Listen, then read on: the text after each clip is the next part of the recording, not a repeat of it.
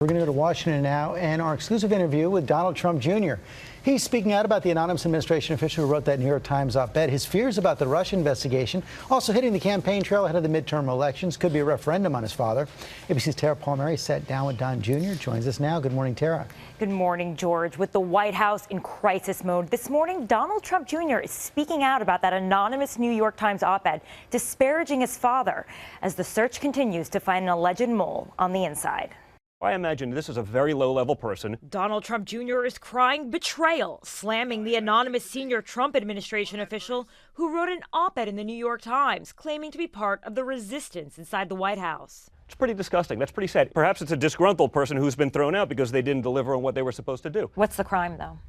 Listen, I think you're subverting the will of the people. I mean, to try to control the presidency while not the president. You have millions and millions of Americans who voted for this. And Trump Jr. says it's all made his father more isolated in the Oval Office. I think there are people in there that he can trust. It's a much smaller group than I would like it to be. Who do you trust? Well, I'll keep that to myself. And they're not family?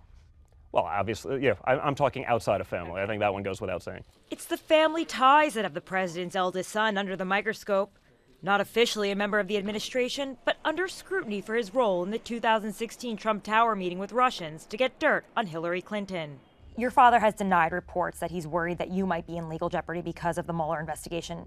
But are you scared that you could go to jail? I'm not, because I know what I did, and I'm not worried about any of that. You know, that doesn't mean they won't try to create something. I mean, we've seen that happen with everything. But, again, I'm not. But some say that Mueller has been successful. He has an indictment of Manafort. He has a plea deal from Cohen. He has Papadopoulos sentenced. You know, he's got a litany of close associates of your father's under investigation. All for things that happened way before they were ever part of any campaign. So if they get Manafort on a 2006 tax charge, again, I understand that they are trying to get my father, and they'll do anything they can to get that. Unfazed by the scrutiny, Donald Trump Jr. has become a prominent voice on the campaign trail, speaking to conservative fears about being allegedly silenced by big tech companies like Google. You have Google that controls 91% and change of the searches in the world. We don't know who controls the algorithm.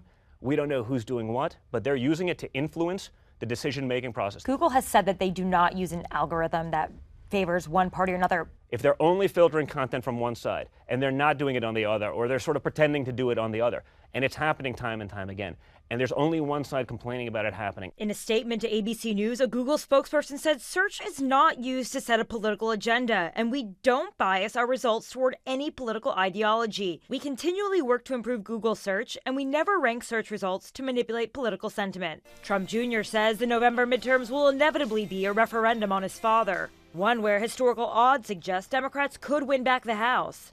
And he worries that could spell political catastrophe for his father. So our people, the MAGA people, they have to turn up, they have to get out and vote. And I think we can break history. President Trump has said that if voters don't go out and vote Republican, that it would lead to his impeachment, that they're basically letting him be impeached. Do you agree with that? I think without question, because, the reality is the Democrats play by different rules than the Republicans do.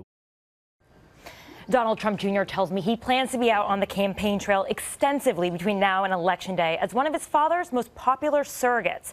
When I asked him about his own political future and whether he might join the White House, he didn't rule it out. But, guys, he said he's wary of even more intense media scrutiny. And, Tara, when you question him about it, he seemed almost resigned to the idea that Robert Mueller could take action against him. Right. He seems to accept the fact that this investigation is not ending and that Mueller will not stop. Okay, Tara Palmer, thanks very much. Spain, our chief White House correspondent, John Karl, as well. And, John, you had the first White House briefing yesterday since the Woodward book came out, since that anonymous op-ed in the New York Times, and you were pressing Sarah Sanders about President Trump's call for the Justice Department to go after the New York Times. Let's take a look. Does he really think that the federal government should contemplate action against a newspaper for publishing an article? I think it's less about that part of it and whether or not somebody is actively trying to undermine the executive branch of the government. John, you went back at that several times, but they couldn't come up with any grounds for a criminal investigation.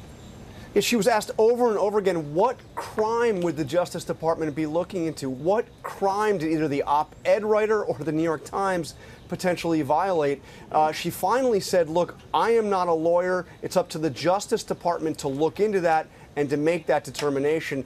But again, no indication as to what. And by the way, the president has also talked about retribution against Bob Woodward and mused about changing the libel laws. So it's not limited to the op-ed. Meantime, John, on North Korea, the president continues to praise Kim Jong-un, but that seems to be at odds with new evidence developing about their nuclear program and even what his national security advisor is saying.